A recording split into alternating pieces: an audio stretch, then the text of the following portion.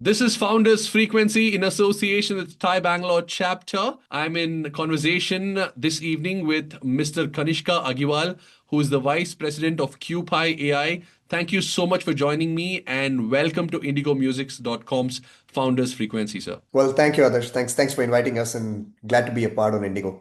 Right, I did go through your website and I also read up a bit about your journey and your company's journey as well. But again, to be very honest, it got a little too technical for me. Quantum computing and the use of AI, although we understand it in broader terms. So tell me, and for the people who are listening to this, tell us what QPI is into and its real world applications. Sure. So, look, we started way back in 2019 and we Right. started off helping solve problem statements at scale, at enterprise scale. We have AI solutions today that Mm. help drive some of this. But more importantly, what we're most known for is quantum computers. Right. We have the largest and most powerful quantum computer for India. That's a 25 qubit machine codenamed as Indus. We also have recently launched a 64 qubit quantum computing chip, and this is codenamed as Kaveri. And both of these computers essentially solve problem statements at scale. So think of it that tomorrow, if I had to find a better route for me to travel from point A to point B, sure, you'll get some answers through current map solutions. But what if I start bringing in different variables, that there is traffic density, that you're carrying a specific amount of load, that there might be major checks at certain points. There could be probably some road issue at another point, right? As I start adding more and more complexity to my route, this problem becomes a more difficult problem to solve through a regular computer. What we are saying through a quantum computer is you can now solve it far faster than what you can do with a regular computer today. And that's the mission that we have gotten to. We are an indigenous player, and therefore we would like to make sure that a sensitive and a national technology like this, which has a lot of strategic imperatives for India, is homegrown and developed QPII, and that we are at the forefront of quantum computing. Let's also focus a bit on your journey. How did QPI happen for you, and what was the motivation to be part of QPI's journey? I've spent a number of years, Right. almost 20 plus years with MNCs. I used to be a long-time IBMer. I used to be with AWS. And QpiAI was one of our key partners at AWS.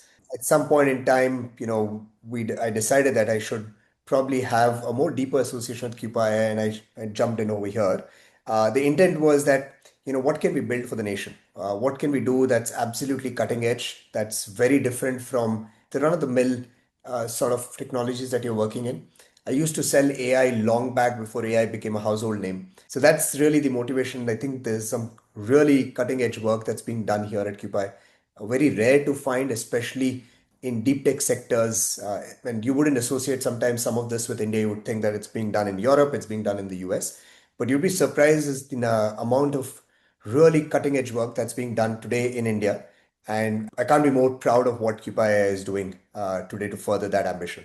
Right. And if you have to talk about the future, what's in store for QPI? And as consumers, or even like someone who will be affected by the products that come out of QPI, what can we expect? So let me take the first part, and that will get you the second part of the question, right? As consumers, what if you could get better, faster medicines? What if QPI and the solutions that we had helped Mm. pharma discovery or drug discovery happen that much faster? You can simulate the drug molecules, and therefore you get medicines much faster, cheaper.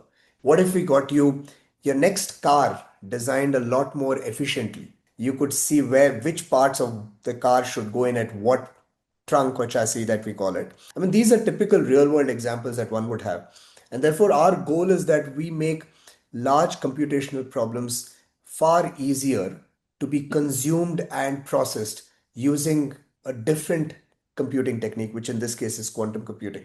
I mean, I would say quantum computing is very similar to how you have you ever played the game Pac-Man? Yeah, If you I have for a brief while. Haven't cleared many levels, but yes. so if you look at the game Pac-Man, right, you have that small Yeah, little wibbly ball that which keeps goes moving around and eating, keeps, yeah, yeah, yeah. right? Yeah. Now let's assume it had to find a path out of that maze, right? So if I went through a regular classical computing, and let's not complicate too much of what parallel computing is, but let's assume a classical computer it tries to find path A, takes a second, tries to find path B, takes a second, path three takes another second, and path four is the actual path that it helps it get out, right? In a typical, very simplified manner, it took you about 4 seconds to get to path four. But if I put out a quantum computer, you can actually search all the paths in 1 second and know what's the optimal path. That's the efficiency that we're talking about. Sure, a classical computer will be able to do some of this, but as I start making the problem statement very complex, then a classical computer tends to reach its limits, and that's where quantum computer comes up. So we can see the effect of this in real world applications as well.